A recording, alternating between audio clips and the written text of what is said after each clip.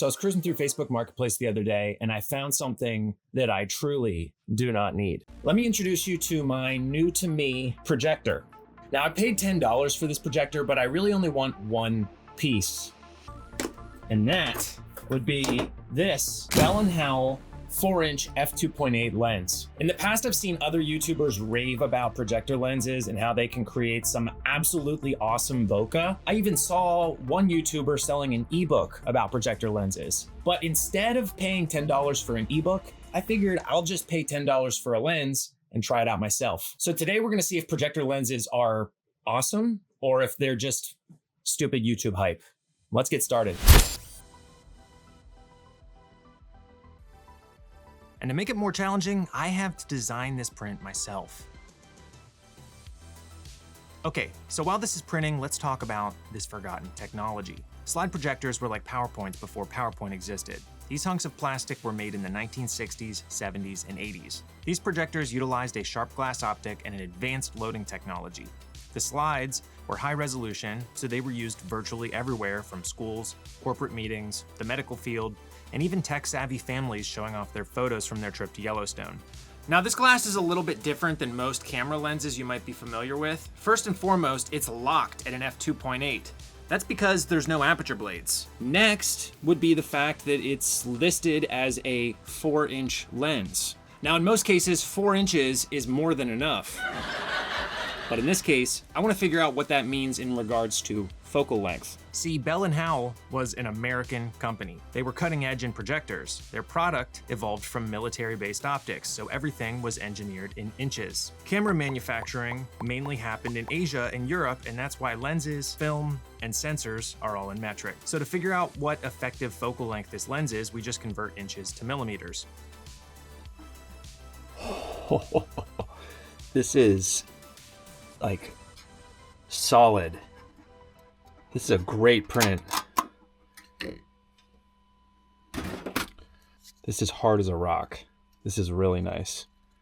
This mount is really, really stiff. Let's see if it fits. Oh, this is basically my first real try. That's really great. I'm really happy with that.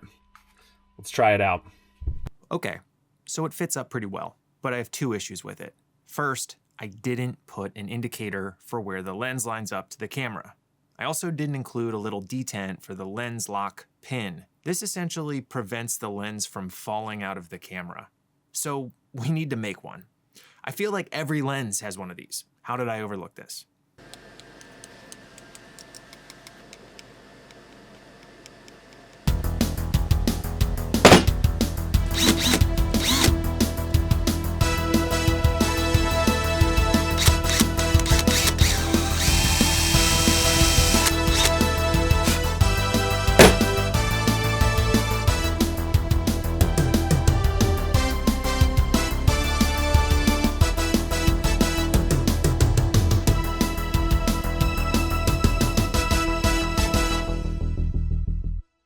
So if you didn't realize yet, you have to push and pull the lens to get focus. It's a lot harder to do than I thought it would be, but let's go outside and try it out for the first time. Shot that's probably close to infinity of my dog. When you bring this tighter, you get closer to infinity, and when you pull it further out, you can focus at closer ranges. All right, you might not be able to see it all that well, but this is like minimum focus. You can see here, that's pretty close. That's gotta be less than 2 feet. If I had made this collar longer, I could get even closer. So that's kind of cool. So let's get a shot of that quick, see how that looks. Okay, so I'm loving these photos. I decided to go into town and take some street photography.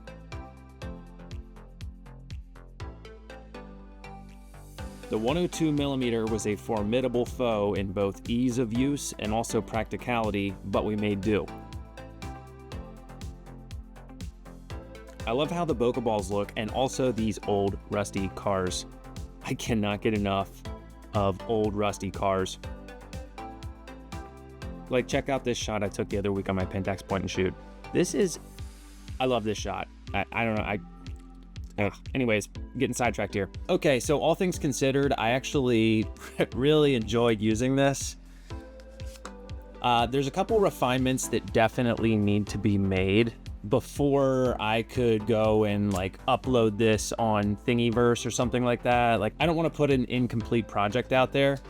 First and foremost, I wasn't really considerate with my lens spacing. So if you push this lens all the way in, you can't even focus on the camera. So it's kind of like pointless. You might as well have this end at infinity, which is going to be somewhere like here-ish. What I can do is I can increase the length of this tube so that it meets with the edge of that right here. And then what that'll also do is it'll give me a closer minimum focus distance. So that's kind of like round 2 of edits. I also need to add an actual detent here. Like, me drilling this out wasn't great. It actually created movement in the lens mount because this hole I drilled is bigger than the detent that is on your camera's mount. So I need to just place that on the actual file. And then in addition to that, maybe I could make this like a little bit prettier. It's just kind of a tube. Maybe there's a way that I can add like some texture or some grip here so that it's easier to move the lens in and out. And it might even make sense just to make this inner diameter just ever so slightly larger so that this isn't as frictiony. So that's kind of the feedback I have from like version 1 of this. I really enjoyed the pictures that came from this. So if you're interested in seeing another version, let me know in the comments. And if you have any suggestions for something I can do to make the lens better or better looking, let me know in the comments as well. If you like cameras, new, vintage, and just experimental, consider hitting that subscribe button. I'm working on uploading a new video every single week. Don't hold me to that, but I'd love to grow my audience a little bit more and interact with more of you. So happy 2026. I'll see you on the next one. Peace. Haha, you thought I forgot about you. So we achieved minimum focus distance. So here's our camera. We're focused on this lens down here. From the sensor, you're looking at 24 inches. And from the tip of the lens, you're looking at 18. So 18 inches from the tip of the lens, 24 from the sensor.